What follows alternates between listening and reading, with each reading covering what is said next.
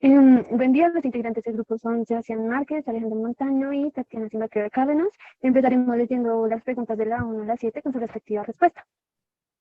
Muchas gracias, Tatiana. Sí, de manera que la primera dice, resulta adecuado como abogado de las señoras María y Juana Lozada solicitar ante el juez el pago por concepto de daño emergente y lucro cesante y resolución inmediata del contrato por cumplimiento tardío y defectuoso. Puesto que existe un daño emergente al momento en el que el equipo de trabajo del señor Casas junto a este personaje generan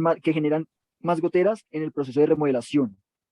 ponen en riesgo la infraestructura del inmueble y a su vez afectan unos muebles finos que se encontraban en el área que se supone que se debía impermeabilizar, por lo que se evidencia claramente un daño o perjuicio de las cosas. Adicionalmente, se presencia que al incumplir en tiempos con la entrega, se afecta el establecimiento turístico, porque los fines de este se ven interrumpidos, de manera que se deja de percibir unas ganancias, lo cual hubiese podido ser percibido, lo cual se hubiera podido recibir en caso dado de que este trabajo se hubiera entregado a tiempo y de manera perfecta. ¿Y por qué digo manera perfecta? Porque se entregó tras derecho de manera imperfecta, pues no se cumplió con las condiciones de calidad y finalidad que se estableció en un principio entre las partes. Finalmente, resulta pertinente recomendar a las copropietarias que soliciten la resolución inmediata del contrato por cumplimiento tardío y defectuoso, en virtud de que pese a permitir en un principio que se llevaban a cabo las obras por 8 meses más, a lo acordado, es decir, 10 meses, ellas encontrarán imperfectas esas obras, por lo cual atenta definitivamente contra la estabilidad y seguridad del establecimiento. De manera que deciden reclamarle al señor Casas y este tiene una disposición renuente para reparar los daños. Con respecto a la segunda pregunta, dice, de acuerdo con el caso anterior, podemos afirmar que existe una responsabilidad civil contractual fundamentada en el cumplimiento defectuoso y tardío de la prestación pactada. Pues como lo hemos venido mencionando, el señor Armando Casas tiene que hacerse responsable por el daño causado por el incumplimiento tardío y defectuoso de las prestaciones a las que se obligó mediante la firma de un contrato a título personal que prueba directamente la responsabilidad civil contractual, que tiene su origen en el artículo 1602 del Código Civil,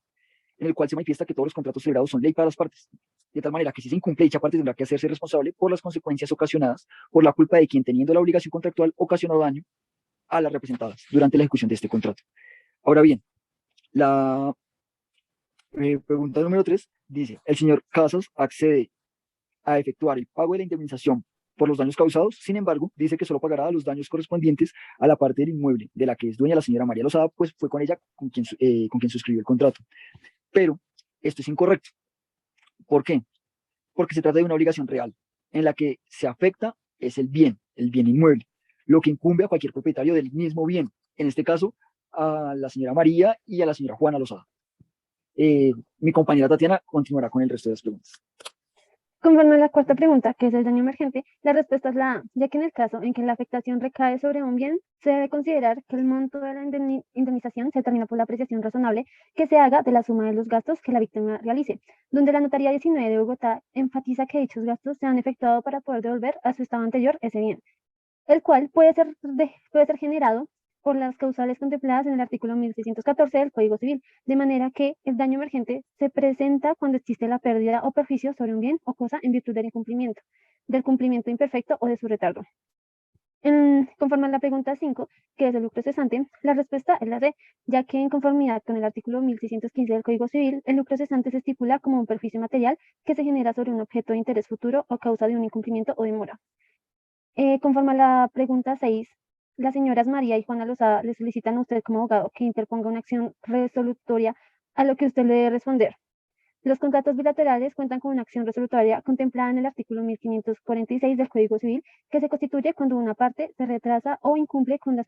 prestaciones pactadas, como en el presente caso lo hizo el señor Armando Casas, que además de habérsele pagado por anticipado el 50% del valor del negocio, se demoró 7 meses más del tiempo acordado en la realización de la impermeabilización, que ocasionó una serie de daños y perjuicios a las representadas que en su fundamento impidieron el pago completo de la obligación a pesar del adelanto mencionado. Sin embargo, cabe en su medida la acción resolutoria, toda vez que el señor Armando Casas se comprometió en la etapa precontractual a realizar lo pactado con la mayor profesionalidad del asunto, olvidando mencionar su falta de pericia y título profesional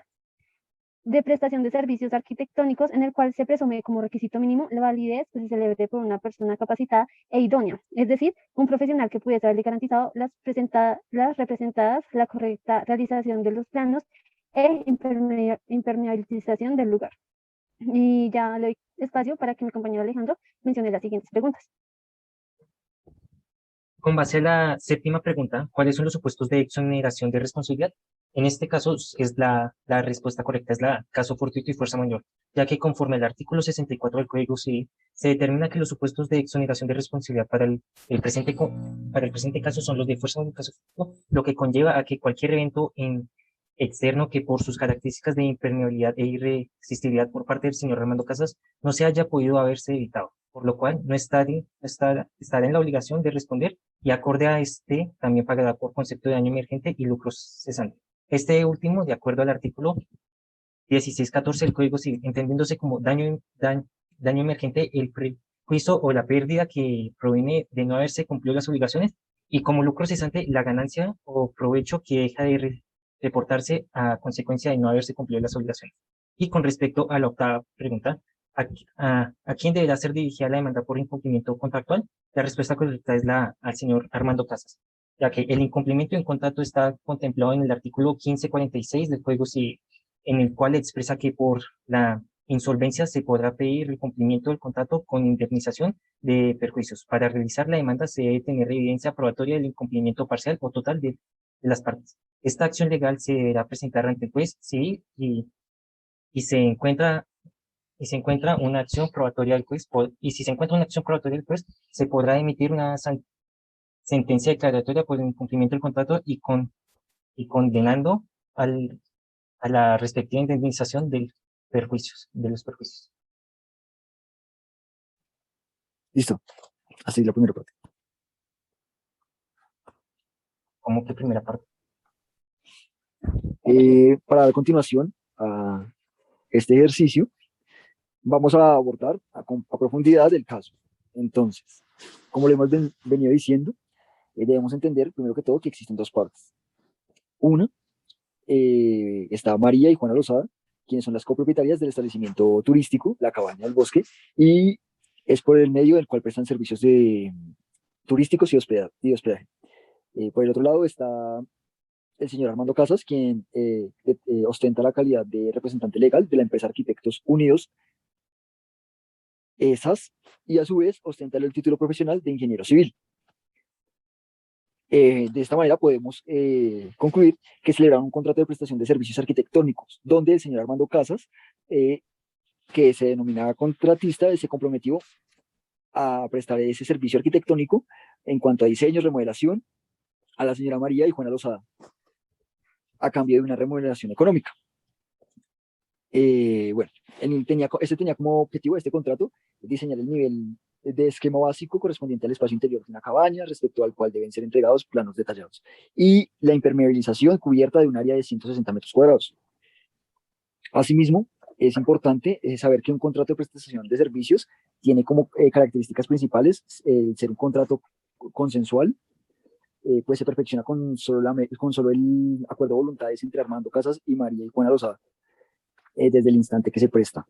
También está el que es un contrato bilateral, porque, bueno, como bien sabemos, está por una parte Armando Casas y por otra parte están las copropietarias del establecimiento, quienes se obligan de manera mutua. Por otro lado, también está que es un contrato conmutativo, porque las obligaciones son recíprocas y son puntualmente en que Armando Casas presta un servicio y las copropietarias pagan por ese servicio. Otra está que es un contrato oneroso, como le hemos dicho. ¿Por qué? Porque dentro del objeto existe que uno tiene beneficio del otro. Entonces, uno presta un servicio y el otro paga por ese servicio. Y también es que es un contrato principal porque no necesita de otro contrato para existir. Bueno, asimismo, tenemos en cuenta que en ese contrato de prestación de servicios son elementos esenciales el precio y la prestación del servicio, porque es la razón de existir un acuerdo entre las partes sobre el servicio y de cuánto se paga. De esta manera, se puede entender que la naturaleza del contrato analiza las obligaciones que nacen para las partes y la forma de pago. Por otro lado, también tenemos en cuenta los elementos accidentales, que son las arras, la terminación del contrato, mecanismos alternativos de solución de conflictos y la duración de la prestación de servicios. También deberíamos tener en cuenta que el señor Armando Casas incumplió en el contrato en cuanto a plazo y en cuanto a calidad del servicio eh, a las señoras María y Juana Lozada, quienes entonces buscaron tomar acciones legales contra el señor Armando Casas para que se hiciera responsable por los daños ocasionados. Siendo así, como lo mencionamos anteriormente en las respuestas a las preguntas, el artículo 1602 del Código Civil establece que el contrato es de y para las partes, por lo que el contrato que se suscribió entre Armando Casas y María Lozada, que pues es una de las copropietarias, de esta manera se obliga inmediatamente la vinculación que reglamenta ese escenario jurídico entre Armando Casas y las copropietarias para que se cumplan las obligaciones en un plazo determinado que fue de 2 meses. Bueno, ahora bien, tenemos que tener en cuenta la ejecución de buena fe que está consagrada bajo el artículo 1603 del Código Civil, que exige que el comportarse de forma leal en el vínculo que se estableció entre el señor Armando Casas y las copropietarias debe ser de una manera en la cual se goce bajo los principios y las buenas costumbres. En este sentido, se debe tener en cuenta que el señor Armando Casas tiene un título profesional de ingeniero civil, por lo que tiene cierta idoneidad para realizar las reparaciones, aunque las señoras hubieran pensado en que fuera un arquitecto. Todo en virtud de la Ley 400 de 1997, porque en esta se adoptan normas sobre construcciones sismo resistentes. Esta ley toca tener en cuenta que se modificó por la Ley 1229 de 2008, en la que se expresan los partícipes de la actividad constructiva, que donde un constructor es el profesional, ingeniero civil, arquitecto o constructor en arquitectura o ingeniería. De este modo le doy paso a mi compañera Tatiana para que siga con la profundización en este caso. Conforme a lo anterior ya mencionado, es pertinente afirmar que dados los hechos, el señor Armando Casas no actuó bajo las formalidades de la buena fe, ya que no pudo actuar bajo los conocimientos básicos de un arquitecto, en donde también se ve la falla por parte de las señoras María y Juana Lozada, al no informarse ni indagar dónde bien mencionaba el señor Armando Casas que trabajaba o había adquirido su experiencia,